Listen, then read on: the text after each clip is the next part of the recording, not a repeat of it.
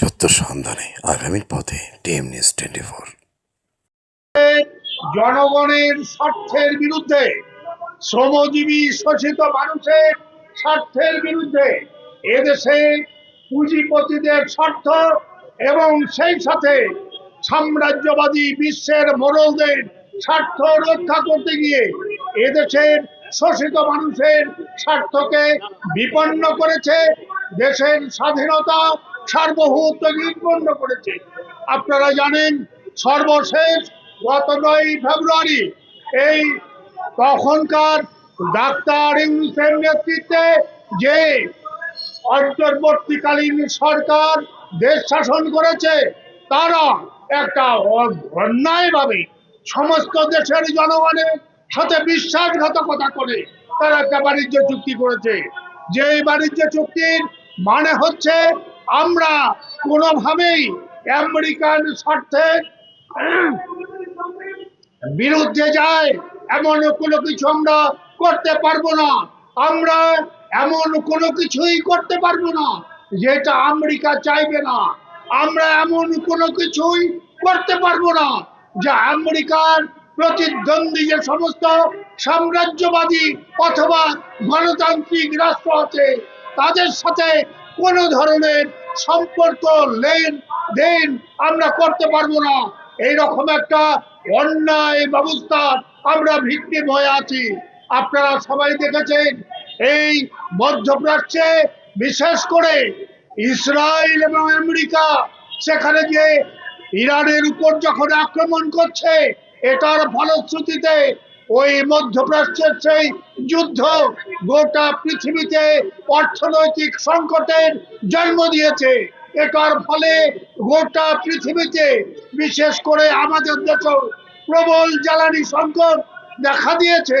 সেই জ্বালানি সংকট দূর করবার জন্য আমাদের দেশের সরকারের অর্থমন্ত্রী আমাদের জানিয়েছেন, এই সংকট দূর করবার জন্য তারা রাশিয়ার কাছ থেকে তেল কিনতে চায়।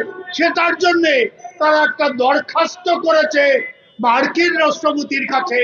সেই দরখাস্ত যদি অনুমোদন দেয় তাহলে আমরা রাশিয়ার থেকে তেল কিনতে পারবো।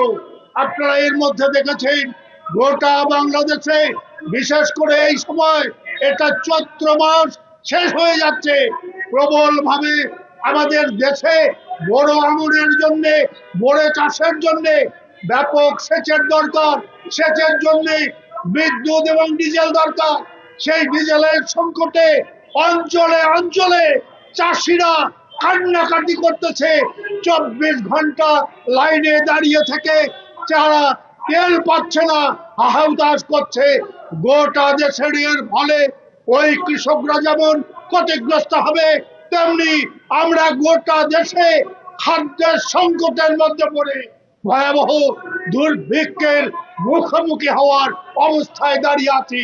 তাহলে দেশের অর্থনীতি ধ্বংস হচ্ছে, দেশের মানুষের খাদ্যের সংকট তৈরি হচ্ছে, দেশের মানুষের স্বাধীনতা সংগ্রামের মধ্য দিয়ে অর্জিত একটি স্বাধীন দেশে সার্বভৌম ক্ষমতা সংকুচিত হচ্ছে।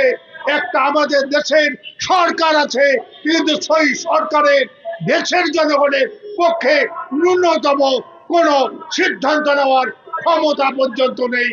এরকম একটা অবস্থাতে আমাদের দেশের স্বাধীনতা সার্বভৌমত্ব, আমাদের দেশের মানুষের অর্থনৈতিক, রাজনৈতিক, শিল্প, কৃষির স্বার্থ রক্ষা, এটার জন্য আমাদের তীব্রভাবে আন্দোলন গড়ে তুলে এই অন্যায় অবৈধ চুক্তির বিরুদ্ধে আমাদের রুখে দাঁড়ানো দরকার। আর সেই সাথে পৃথিবীর দেশে দেশে এই সাম্রাজ্যবাদী মার্কিন যুক্তরাষ্ট্র যে যুদ্ধের পরিস্থিতি তৈরি করেছে, যা তৃতীয় বিশ্ব সংগঠিত করবার সম্ভাবনা সংকট তৈরি করছে, তার বিরুদ্ধেও যুদ্ধবিরোধী আন্দোলন দেশে দেশে জোরদার করতে হবে, আমাদের দেশেও জোরদার করতে হবে। আমরা এই প্রতিশ্রুতি নিয়ে, এই উদ্যোগ নিয়ে আমরা সামনে নামবো, এই আশাবাদ ব্যক্ত করে আপনাদের অভিনন্দিত করে আমি আমার কথা শেষ করছি। আপনাদের ধন্যবাদ।